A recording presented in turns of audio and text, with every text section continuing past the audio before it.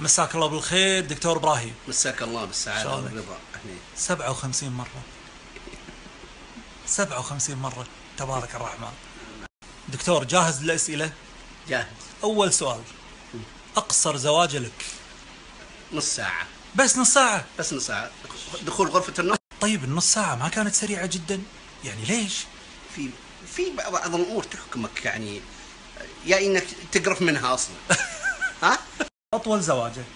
أطول زواجة 32 سنة، وإن شاء الله للعمر كله. يا رب، اللي هي أم أصيل. أم أصيل. الله يحفظها لك يا رب. ما شاء الله تبارك الرحمن. الحب موجود في زواجاتك 57؟ مو حب. بعضها إعجاب. ها؟ ممتاز. وبعضها حتى غصب. دكتور كيف غصب؟ أنت تقول في زواجات بالغصب. مجاملة، يعني واحدة هدية جاتك ما شاء الله ومغصوب عليها غصب، يعني تزوجتها. طيب دكتور، في زوجات تحسفت على طلاقهم؟ أكيد. والله أكيد. تحسفت على طلاق؟ طبعا. في بعض الناس. ليش تحسفت دكتور على طلاقهم؟ بعضها صفاتها زينة ومعجبتني وكذا وزينة وكل شيء، سواء في كل أمورها، لكن خبلة. طيب ال 57 زواجة خلال كم سنة؟ أكثر من 40 سنة. 40 سنة؟ أكثر من 40 سنة. ما شاء الله تبارك الرحمن. الله يعطيك طولة العمر والصحة. قول آمين. آمين يا رب. أبو أصيل، أنت قبل شوي تقول لي في أيام بعمري تحسفت إني ما تزوجت، يعني كان ممكن الرقم يكون فوق 57؟ ممكن يكون. ليه لا؟ يعني والله ليش أبو أصيل؟ لأنه العيشة من غير حرمة ومرأة تحبك وتحبها ما زين. حلو. أبدا ما لها طعم. يعني كان ال 57 ممكن يصيرون 157؟ كان. أبو أصيل، متواصل مع مطلقاتك السابقين ولا خلاص؟ بعضهم متواصل معي، يرسل لي، خاصة لما سويت عملية يرسلوني. بينكم احترام. إنه علي وكذا. طيب في من زوجاتك السابقات ما حنوا لك، ما حنت لك وحدة؟ والله كثير منهم.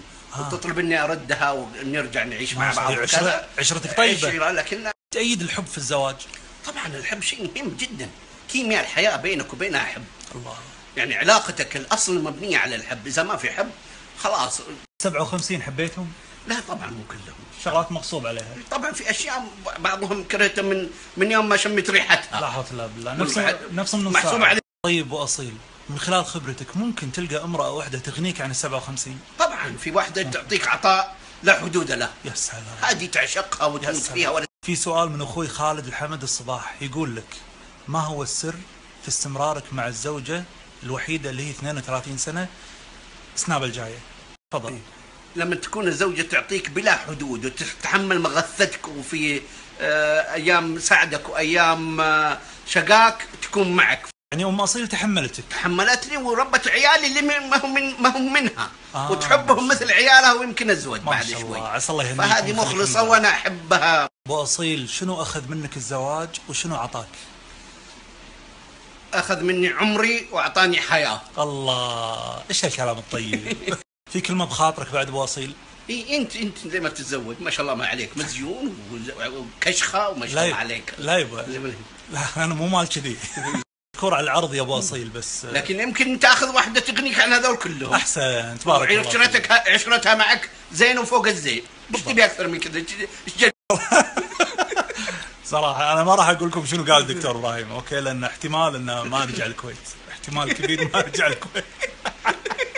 ها ابو اصيل، مليت من الاسئله ولا نكمل؟ لا حبيبي براحتك، وانت حديثك ما يمل. الله يرفع قدرك. عسى الله يبارك لك في عمرك وبصحتك. امين. وانت اذكر الله من وراء الشارع. طيب دكتور، انت الحين عاصرت جميع الاجيال من الحريم، منو اجمل جيل؟ الجيل الاول ولا الجيل التالي؟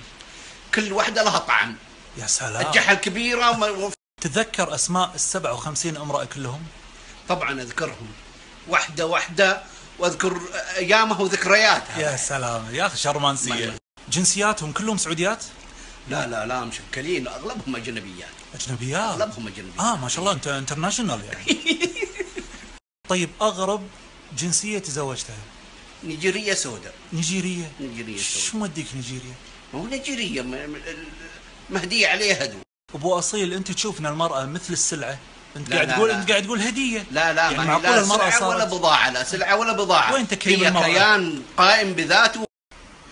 المراه هي اختك وامك وبنتك، كيان قائم بذاته وروح تتعامل مع روح. لازم يكون في كيمياء بينك وبينها. ابو اصيل فيك زواج بعد ولا خلاص؟ الحمد لله ان شاء الله، خاصة بعد العملية. بعد تبارك يمكن الله اللهم بارك فيك. الله لا يحرمنا من متع الدنيا وخيراتها. آمين يا رب. آمين. هدف زواجك ايش؟ يعني اولاد او كذا؟ الزواج الاخير اللي ببالك؟ ان شاء الله رب لا تذرني فردا وانت خير الوارثين، ان شاء الله اجعل من ذريتنا من يدعي. تزوجت من السمر والبيض، شنو مزاياهم؟ كل واحدة لها طعم شكل، في ناس الماس وفي ناس زفير وفي ناس لبن. يا سلام. إيه هذا. ابو اصيل وحده من المتابعات تعرض عليك الزواج، ليش لا؟ اذا شافتني وشفتها يمكن تهرب مني. جرب زواج الكتروني ها؟ يا سلام. ممكن. كم وحده على ذمتك الحين؟ الان واحدة بس. ام اصيل بس. يعني في مجال 3 يدشون في اللعبه. ليش لا؟ اذا كان في شيء يستاهل. اخيرا ابو اصيل، في شيء اسمه الاكتفاء. الاكتفاء لذة، روعة، شيء جميل ما يحسون فيه الناس اللي يحبون التعدد.